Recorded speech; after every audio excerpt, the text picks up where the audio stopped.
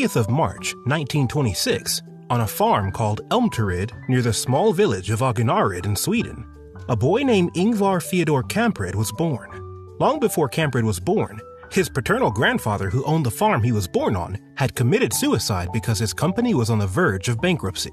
Ingvar's grandfather could not pay the mortgages that his company owed, and he saw no other way out. At the time Ingvar's grandfather killed himself, his son, Ahim, who would later on father Ingvar, was just a young boy. Ahim was left with his mother, who ended up saving the company after her husband's suicide. She was a woman with willpower and perseverance, and Ingvar, her grandson, likely picked up these traits from her. The province where Ingvar lived was known for poverty. The people had to farm, but farming wasn't enough to survive because the ground was too rocky. To make ends meet, his mother owned a guest house, and his father owned a country store in Älmhult. Understanding the general hardship and wanting to help his family out, Ingvar began working very early in his life. When he was just 5 years old, he got his first job selling matches and pencils. At this tender age, he would buy pencils and matches in bulk and resell them to his classmates for a profit. His aunt helped him buy his first 100 boxes of matches. In the words of Kamprad, "I still remember the pleasant sensation experienced by receiving my first profit. At the time, I was no more than 5 years old." By the time he was 10 years old, he had dabbled in selling various items, from fish to Christmas decorations. The only business companions he had were his trusty bicycle and his inborn instinct for business. Unfortunately, Ingvar had a problem. He was dyslexic. Even though this learning disorder made it hard for him to do well in school, his business sense always remained heightened. When he was just 17 years old, he had saved up some money. His father gave him a little more money as a gift for doing well in school despite his dyslexia. This money was used to pay the registration fees of the business firm the young man had always wanted. And so, IKEA was born, coined from the owner's initials, Ingvar Kamprad, and his place of birth, Elmtaryd Farm in Agunnaryd. The name IKEA was used to refer to the small shed from which Ingvar operated his registered business. It was far from being the multinational conglomerate that we know today. The experiment that changed it all. At the onset of his business, things weren't going smoothly. Ingvar tried to find ways to get products to customers at cheaper prices. He found that there was a high demand for pens, which were a novelty in the early 1940s. He took what he personally referred to as his first and last loan in his entire life and used the money to import pens. To attract customers, he offered a free cup of coffee and a bun to everyone who came into his shop. This turned out to be a wonderful idea as people kept flocking to his small shop in their numbers. As he promised, everyone got their free food. However, he quickly discovered that selling pens didn't have a future as a business. So he stepped out of the pen trade and kept the profit to invest somewhere else. Fortunately, even though the pens didn't work out as a business, the idea for opening a restaurant at IKEA stores stemmed from the way food attracted customers to his store. And that idea has been a profitable one for IKEA even till now. Ingvar stumbled into the furniture business as a mere experiment. After deciding to invest his money from pens into something else, he saw an ad in an agricultural magazine from a furniture seller who was his main competitor.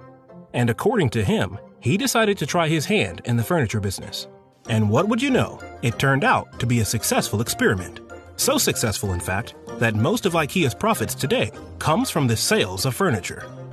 Furniture sale, which I started out by chance and solely in order to outdo my competitors, has determined my fate, Ingvar once said, accurately describing the wonderful turn of events. Before he began selling furniture, he looked for places where he could find the cheapest furniture to buy. He began by selling replicas of his uncle's kitchen table. With time, he expanded his collection and added more pieces of furniture for sale. Each piece of furniture sold in his store and was given a special name because his dyslexia didn't allow him to remember numeric names of items. So for instance, a chair that didn't have an armrest was known as root. IKEA began to distribute booklets among its customers. Over the years, these booklets have evolved and eventually become the modern IKEA catalogs. When his furniture range debuted, Ingvar told his customers that IKEA would offer more furniture options if customers were interested. They were, and that is how he continued to expand his business. The boycott.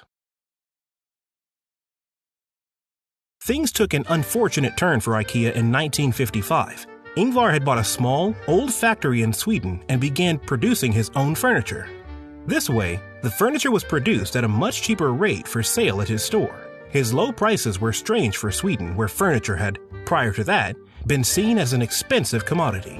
This definitely did not go unnoticed. Furniture manufacturers boycotted Ingvar and IKEA. They protested against his low prices and asked that they be increased. The Swedish Federation of Wood and Furniture Industry persuaded loggers to cease all business interactions with IKEA. This, however, did not deter Ingvar. He maintained his mission to provide affordable furniture to customers while still making a profit. As he was known to say, the vast majority of people don't have six-figure amounts in the bank and don't live in enormous apartments. It is for such people that I created IKEA, for everybody who wants a comfortable house in which to live well. In response to the actions of the loggers and the rest of the Swedish furniture industry, Ingvar Kamprad decided to import furniture components, which he was able to get at cheap rates from Polish suppliers. To the displeasure of the people who boycotted him, Ingvar opened up the first IKEA showroom in 1953 in Elmtaryd. 5 years later, a 72,000 square foot store was opened. All the attempts to shut him down proved futile. The innovation that changed the world of furniture retail. In the early years of IKEA, the delivery trucks that they used were milk trucks. The cost of delivery was something Ingvar wanted to reduce as much as possible. He got the solution to his dilemma in the early 60s when he went on a visit to the United States. That was where he was first exposed to the cash and carry trade system. Ingvar liked the fact that customers could pay in cash and carry the goods away themselves. No need for a delivery truck. He began using this method, but he improved on it. The IKEA parking lots were more spacious in anticipation for the car boom that had begun in Sweden. People were willing to travel far distances to do their shopping. Ingvar's visit to the United States also led to the creation of flat pack furniture, which has now been adopted by furniture suppliers all over the world. With the flat pack system, the furniture is ready to assemble. The buyer takes it home and follows detailed instructions within the pack to set up the furniture. The assembly process is simple and can be carried out without any special woodworking skills. This made the furniture easier to carry and cheaper to transport. This greatly reduced transportation as well as labor costs, and Ingvar noticed that customers actually enjoyed assembling their furniture themselves.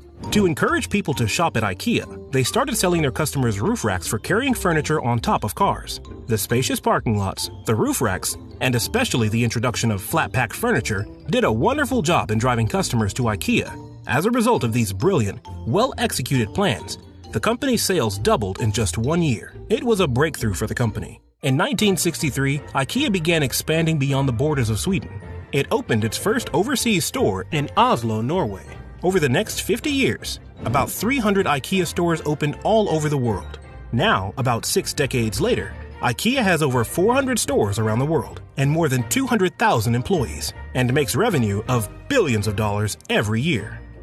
Before Ingvar Kamprad died at the age of 91 years old, he was one of the richest people worldwide, and currently, IKEA is the largest furniture retailer in the entire world.